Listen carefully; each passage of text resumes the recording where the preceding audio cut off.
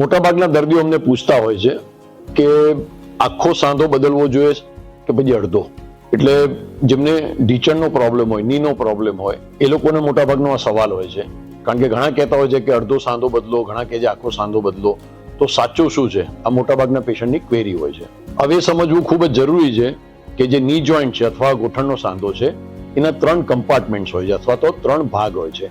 એક હોય છે મીડિયલ એટલે કે અંદરની સાઈડનો, એક હોય છે બહારની સાઈડનો દેટ ઇઝ કોલ્ડ લેટરલ, અને ત્રીજો હોય છે દેટ ઇઝ કોલ્ડ પટેલોફિમોરલ. હવે આ જે 3 કમ્પાર્ટમેન્ટ છે એમાંનો એક કમ્પાર્ટમેન્ટ જો ખરાબ થયો હોય, યુનિ કમ્પાર્ટમેન્ટલ ની રિપ્લેસમેન્ટ એટલે કે યુકેઆર કે ટક્સપ્લાસ્ટી એને ફાયદો કરે. પણ જો એકથી વધુ એટલે 2 કમ્પાર્ટમેન્ટ કે 3 કમ્પાર્ટમેન્ટ અર્થાત આખો સાંધો ખરાબ થઈ ગયો હોય તો પછી યુકેઆર એટલે કે અડધો સાંધો બદલવો કે ટક્સપ્લાસ્ટી એ કામ નથી આપતા. એવા સંજોગોમાં આખો સાંધો બદલવો પડે છે. પણ જો અડધો સાંધો બગડેલો હોય તો એટલો અડધો અમે રિપ્લેસ કરીએ. જે અડધો સાંધો સારો છે એને અમે ટચ ના કરીએ, એમાં રિઝલ્ટ વધુ સારા મળે. અમારે ત્યાં જે કન્સલ્ટિંગ માટે પેશન્ટ્સ આવે, એમના સગા આવે અને જેમને ની રિપ્લેસમેન્ટની જરૂર હોય છે, એ બધાનો એક સવાલ હોય છે કે સાહેબ સર્જરી કર્યા પછી આપણે શું એક્સપેક્ટ કરવાનું, એટલે રિકવરી કઈ પ્રકારની થશે. તો એ દર્દીઓને, સગાઓને મારે ખાસ જણાવવાનું કે અમે જ્યારે સર્જરી સવારે કરીએ ત્યારે બપોર પછી એનેસ્થેશિયાની ઇફેક્ટ જતી રહે અને તરત અમે પેશન્ટને ઊભા કરીને ચલાવીએ છીએ.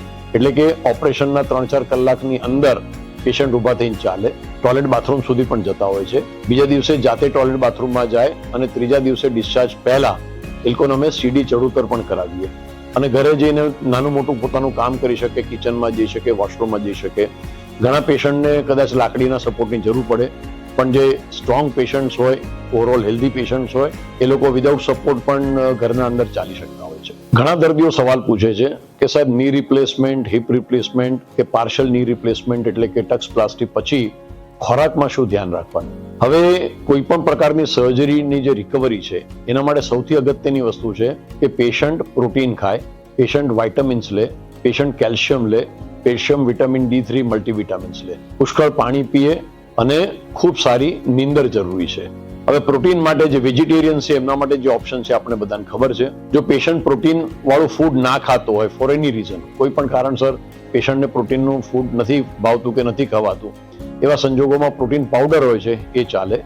મલ્ટીવિટામિન ટેબ્લેટ્સ આપણે આપી શકીએ. પેશન્ટને જો દૂધ, દહીં, પનીર માફક આવતું હોય તો એ લઈ શકે. એ એક્સલન્ટ સોર્સ છે કેલ્શિયમનો, પ્રોટીનનો.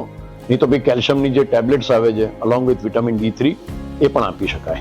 ઘણા બધા દર્દીઓ પૂછે છે કે સાહેબ ની રિપ્લેસમેન્ટ કે હિપ રિપ્લેસમેન્ટ કે પાર્શિયલ ની રિપ્લેસમેન્ટ એટલે કે ટક્સપ્લાસ્ટી પછી ફિઝિયોથેરેપી કેટલી કરવી, ક્યારે કરવી, કેમ કરવી, ખરેખર ફિઝિયોથેરેપી જરૂરી છે કે નહીં. એનો બહુ જ એક સિમ્પલ, સરળ હું જવાબ આપું છું. સર્જરી પહેલા જો પેશન્ટના સ્નાયુઓ કમજોર થઈ ગયા હોય આર્થરાઇટિસના કારણે તો એ સ્નાયુઓને પાછા મજબૂત કરવા પડે. કસરત કર્યા વગર કોઈ સ્નાયુ મજબૂત થવાનો નથી. એટલે સર્જરી પછી એકવાર દુખાવો થોડોક ઓછો થાય, પેશન્ટ જો કસરત કરે તો સ્નાયુ જે 5 વર્ષ પહેલા જેટલા મજબૂત હતા એટલા પ્રોપર મજબૂત થઈ જાય અને સારા મજબૂત સ્નાયુ હોય તો પેશન્ટને ચાલવા ફરવામાં પણ સરળતા રહે.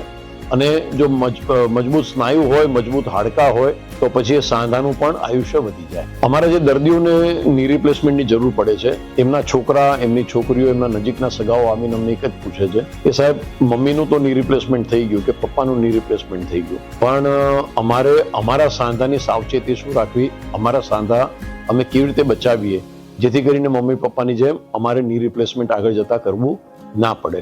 હવે આર્થરાઇટિસ કેમ થાય છે, કેવી રીતે થાય છે, બહુ જ કોમ્પ્લેક્સ વસ્તુ છે.